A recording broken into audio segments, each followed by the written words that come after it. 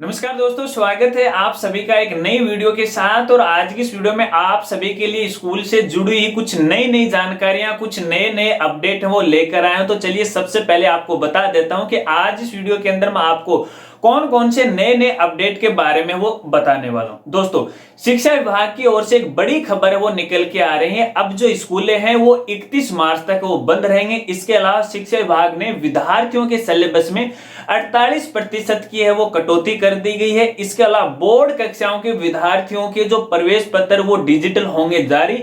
इसके अलावा smile project है वो सरकारी टीचरों के गले का फंदा हो बन गया है। इसके अलावा वीडियो के लास्ट में मैं आपको बताऊंगा, यदि आपको राजस्थान के सीएम या फिर मुख्यमंत्री से डायरेक्ट बात करनी है या फिर अपनी जो शिकायत है वो राजस्थान के सीएम तक पहुंचानी है, तो वो आप कैसे पहुंचा सकते हैं, इसके बारे में इस वीडियो में मैं आपको बताऊंगा। अगर आपको भी अपडेट के बारे में जानना है तो भैया इस वीडियो को आप लास्ट तक देखिए। तो चलिए वीडियो को शुरू करते हैं और सबसे पहले अपडेट की ओर बढ़ते हैं। और भैया पहला जो अपडेट है वो है राजस्थान की ओर से। और अपडेट ये है कि राजस्थान शिक्षा विभाग ने भैया अपने विद्यार्थियों के सिलेबस में 48% की कटौती है वो कर दी गई है। जी हां दोस्तों, शिक्षा विभाग ने कक्षा 1 से लेके कक्षा 5 तक के विद्यार्थियों के सिलेबस में 48% की कटौती है वो कर दी गई है। यानी अब कक्षा 1 से लेके कक्षा 5 तक के विद्यार्थियों को केवल 52% का सिलेबस ही वो पढ़ना पड़ेगा या अध्ययन करना पड़ेगा, उसी की है वो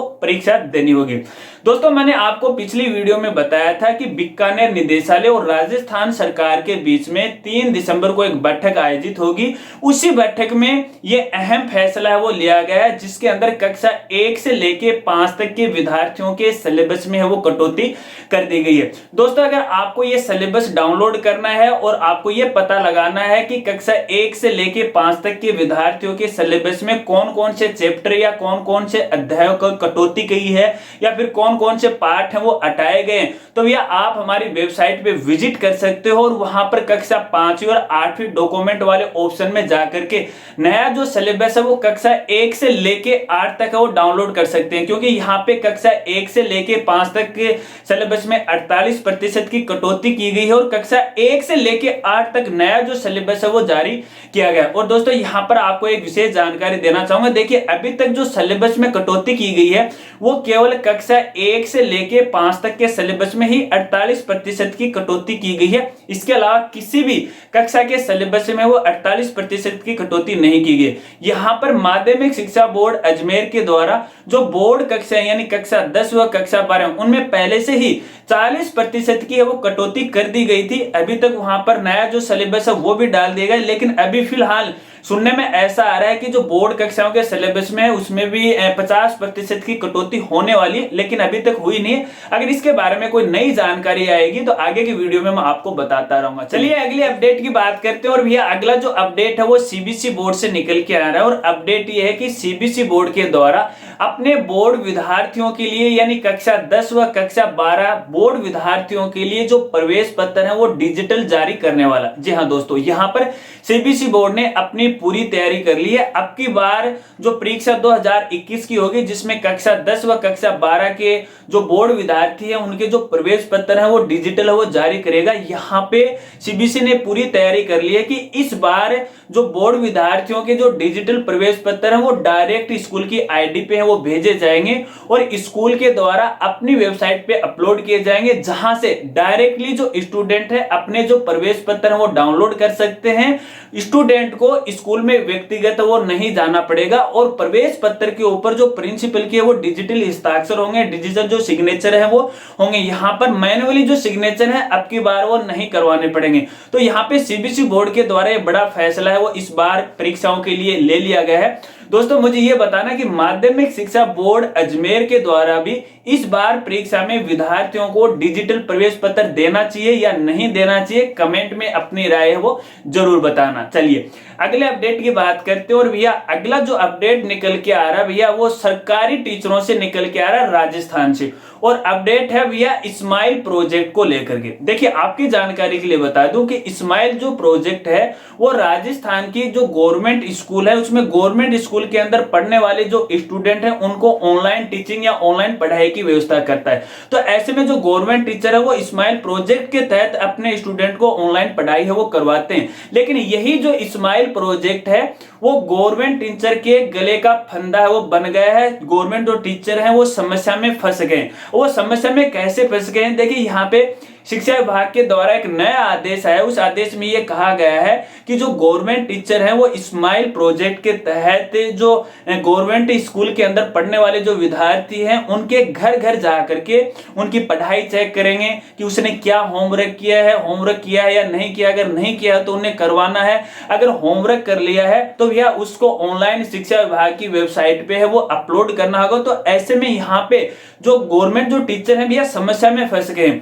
समस्या में इसलिए फंस गए हैं कि उनका ये कहना है कि जो काम हमें स्कूल में करना चाहिए तो अब वो काम हमें घर घर जाके करना पड़ा है। अब जैसे ही हम कई बार स्टूडेंट के घर पे जाते हैं तो भैया वहां पे हमें स्टूडेंट मिलता ही नहीं है और स्टूडेंट के जो अभिभावक है वो भी हमें सही जानकारी नहीं देते। तो ऐसे में एक छोटे से कार्य के लिए हमें बार बार स्टूडेंट के घर में जाना पड़ता है और बार बार हमें स्कूल में आना पड़ता है। यहाँ पे दूसरी शिकायत ये भी है स्माइल प्रोजेक्ट को लेकर के। देखिए, जैसे हम स्टूडेंट के जो होमवर्क है उसको अगर ऑनलाइन करते हैं, उनकी ऑनलाइन स्कैन करके विभाग को हमें भेजना पड़ता है, तो यहाँ पे विभाग के द्वारा हमें ऑनलाइन रिचार्ज का कोई खर्चा नहीं दिया जा रहा है। जैसे नेट का खर्चा नहीं दिया जा रहा है, इसके लिए अलग से बजट की गवर्नमेंट के द्वारा वो व्यवस्था नहीं की जा रही। तो ऐसे में उनके लिए जो स्माइल प्रोजेक्ट है वो एक बड़ी समस्या का रूप है वो ले लिया।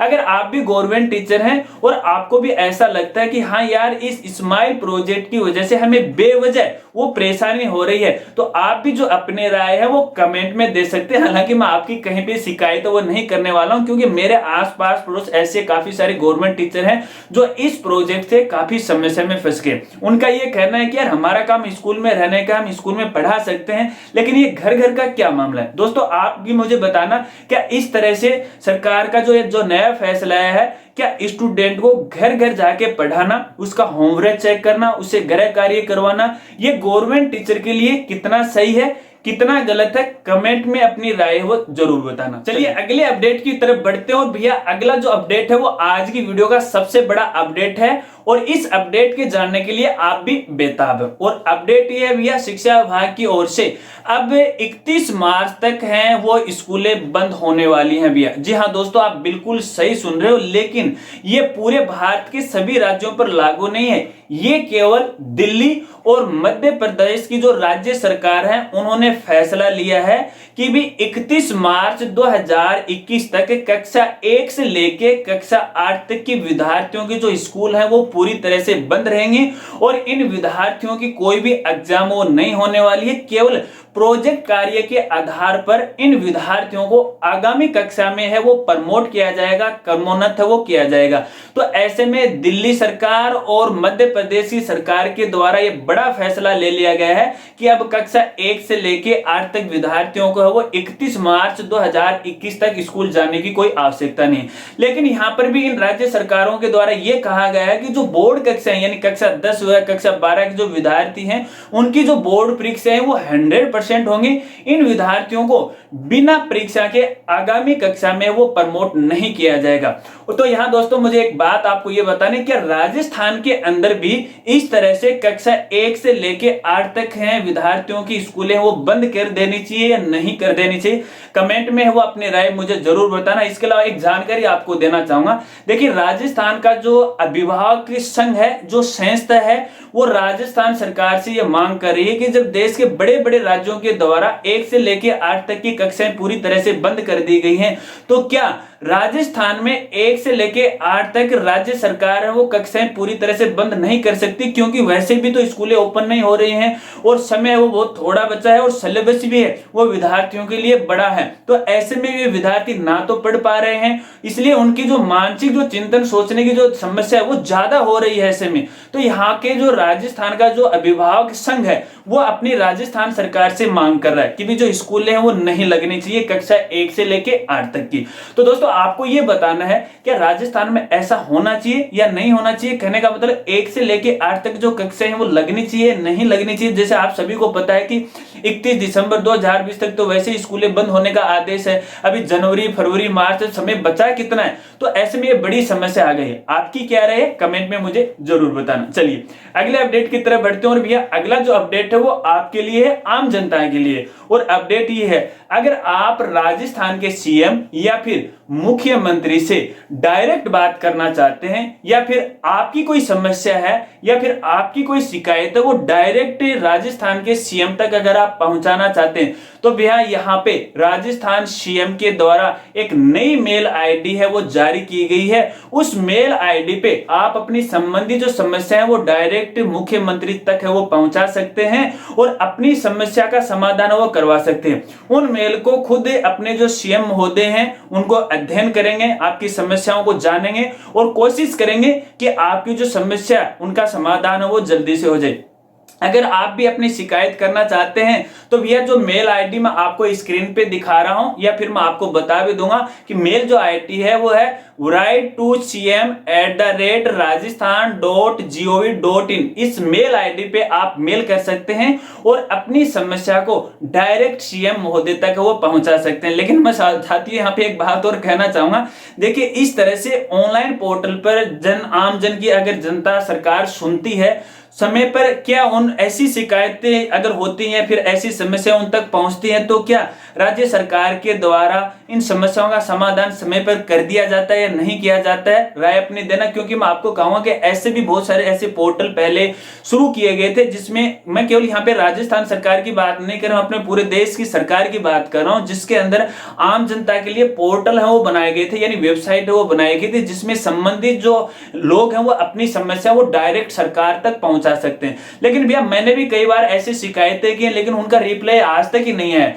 तो आपको क्या लगता है कि राजस्थान सीएम के द्वारा ये जो नई मेल आईडी जनसंपर्क या जनता की समस्या के समाधान के लिए जारी की गई है, क्या इस तरह से जनता की समस्या का समाधान हो सकता है या नहीं? सोशल मीडिया पर इसका कितना प्रभाव हो सकता है जनता की समस्या का सुनने का या नहीं सुनने का? आपकी क्या राय है कमेंट में मुझे जरूर बताना।